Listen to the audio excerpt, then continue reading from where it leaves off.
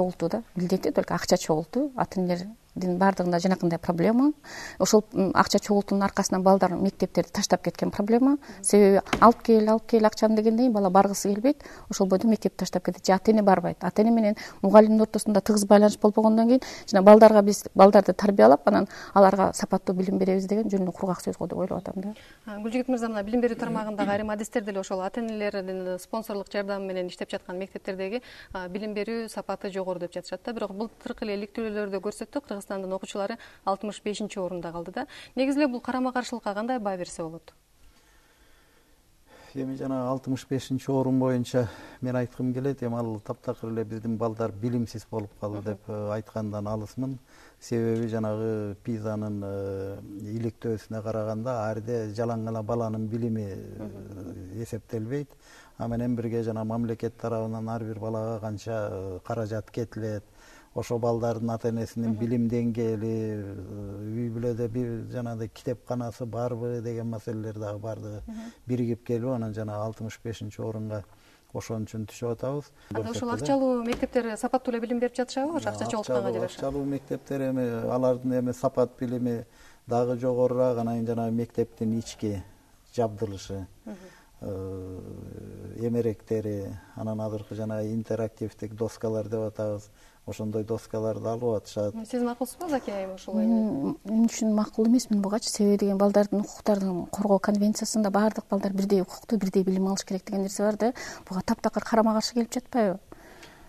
Жок, эми айылда анан мен 65 орун алды дегенге дагы мен ар бир адам биз өзүбүз ушу Кыргызстанда билим берүү башкармалыгында, билим берүү сферасында иштеп жаткан адамдар реакция кылыш керек. Себеби кайсы жагынан болбосун 60 место алды дегенден кийин билим сапаты чындыгында төмөн экендигин биз мойнубузга алышыбыз керек. Экинчиден мен жөн гана биздин балдардан, даже 5 окуйт деген балдардан жөнөкөй суроолорду сурап койсом, ошол суроолорго жооп бере албайт. Мындан мен акча маселени чечпейт деп атасыз. Акча да маселени чечет бир чети, акча болгондо. А бирок акча жок болгондон кийин биз башка варианттарын ойлонуп тап, именно натыйжалуу варианттарды ойлонуп тап, биз ошолорго жеткиликтүү сабак бере алганга мүмкүнчүлүгүбүз деле болот да. Таптакыр 5 балдын ичинде 2 балга отурбай, биз 3 балга чыкканга мүмкүнчүлүгүбүз бар да.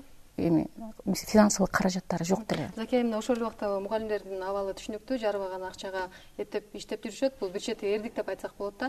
Анан ошол эле учурда мына бир чети ата-энелердин акча чогултуусу бир айла жоктун иши катары карасак болот да. Бирок ошол эле учурда ошол ата-энелердин арасында мисалы бир кандай десем, мактаныч сезим же болбосо бир психология бар эмеспи? Баладан эмнени аяш керек депчи, баладан эч нерсени аябаш керек деген сыяктуу психология бул маселени башка жакка буруп салып жаткан жокпу? Башка нукка буруп салып жаткан жокпу?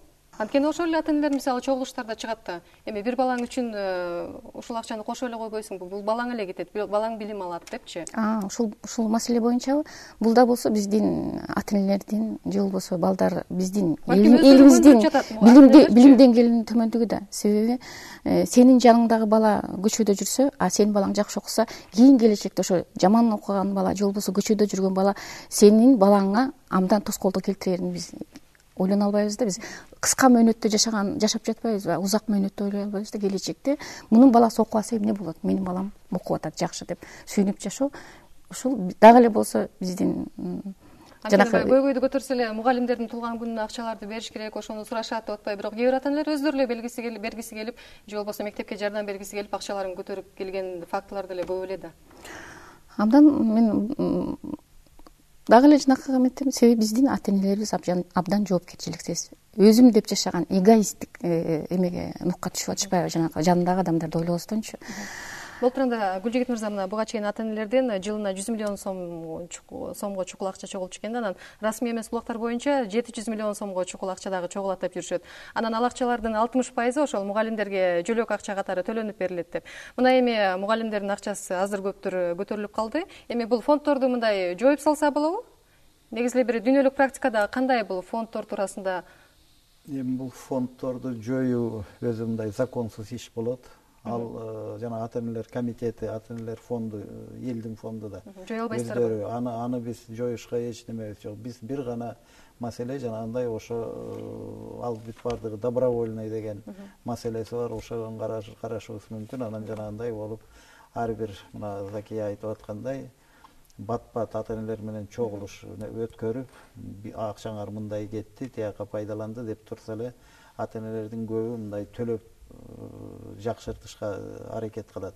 Бирок биздики ыктыярдуу деп коюп эле анан кайра баардыгын мындай кошуп кетип атпайбы? Ошентип атышат. Ыктыярдуулук дегенде ар бир мектептин директору анан завучтар түшүнүп билсе болот эле деп атат. Ыктыярдуу берген ата энелердикин алыш керек, бергиси келбеген ата энелердикин албаш керек. Себеби мотивация кылышсын ыктыярдуу кылганга, бирок ыктыярдуу берсе алсын, бирок мындай мажбур кылып албасын. Мына ушуга көңүл бөлсө абдан жакшы болор эле. Андай болсо анда эч ким балким ата энелер баары эле бергиси келбей калаттыр. Андай да ал жагы дагы бар. Ал жагы дагы бар, бирок деген мындай бар да, ыктыярдуулукка тарбиялоо адамдардычы, мынтип муктаждык эмес, анын үчүн дагы абдан көп окутуш керек. Мейли ата энени, балдарды ушул ыктыярдуулук деген эмне экендигин жана ыктыярдуу бериш керек. Баланын билим алуусу өтө маанилүү экендигин түшүндүрсө, баягы акчасы бар адамдар аябайт берет, жок дегенде 100 сом таштайт да. Бирок мындай мажбурлап эмес да, жок болуп, тамагы жок болуп турса, анан алып келгенде еще баласын китепти алып, сумкасын алып калып, анан жибериш деген бул бала үчүн абдан чоң. Ошол азыркы ата энелердин айткандарына кайрылсак да, мына колунда көбүнчө колунда жок ата энелер келип, ошол мектептердеги төлөмдөргө чыдабай балдарыбыз окубай калды деп атышат да. Бирок ошол эле учурда, мисалы үчүн ата энелер иштебеген, өзлөрү иштебейт, бирок балдарын оор жумушка салган жагдайларды биз көрүп эле жүрөбүз да. Былтыр эч нерсени айтпай эле коелук, Дордой базарын ала турган болсок, мектепке балдарын окута албайт, өздөрү дагы акча таба албайт, бирок үй бүлөнү багыш үчүн бала мектепке эмес, базарга барыш керек. Буга ата энелер көз жумуп эле коюшат да.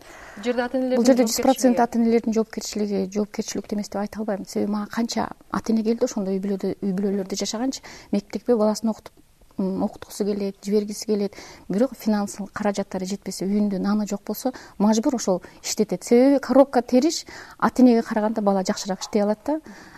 Ал түшүнсө дагы, ошо туура эмес кылып атканын түшүнсө да алар мажбур. Ошон үчүн мен ойлоп атам, бул тарапта мамлекеттин дагы чоң милдети бар да.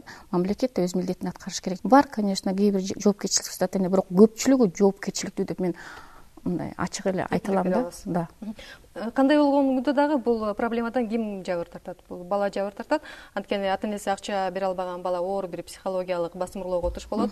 Керек болсо мектептерде эң акыркы партага отуруп коюп, баа койбой коюшат экен. Ата эненин алсыздыгын көргөн бала андан бетер жакшылыктан баягы үмүт үзүп коет. Анан кандай десек, жанындагы мугалимдерге, жанындагы бири-бирине баягы чогуу окуган балдарга дагы бир жек көрүү сезими пайда болот да. Анан ошентип отуруп кыргыз коому бир бардыгын жек көргөн, жамандыкты көп көргөн бир муунду алып калбайбы? Биз ошого баратабызбы? Адамдар чынында эле мындай өзүмчүл болуп, анан бири-бирине ишенбей, ошо бири-бирине колунан келсе күчтүүлөр, мындай алсызды кичине тебелеп, тепкилегиси келген маселелер чынында эле бизде абдан азыр орчундуу болуп келатат. Азыр сунуштайт турган жолум бизде жагымдуу чөйрө. Балага негизги жагымдуу чөйрө түзүү.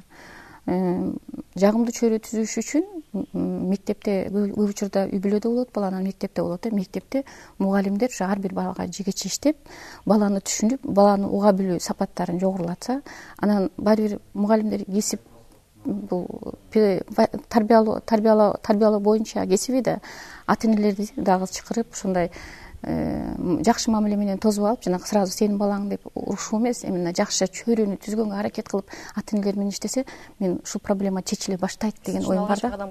Ошол алгачкы. Бүжүгүт мырза, мына фонддор жоюла албайт экен, ага сиздер жое албайбыз деп атасыздар, мектеп директорлоруна таасир эте албайт экенсиздер. Анда бул абалды кантип чечиш керек анда? Мына өкмөт тарабынан кандайдыр бир мектепке жардам катары бир жанагындай 1000 сом эмес, жана мен айткан бир 100 сомдун өлчөмүндө.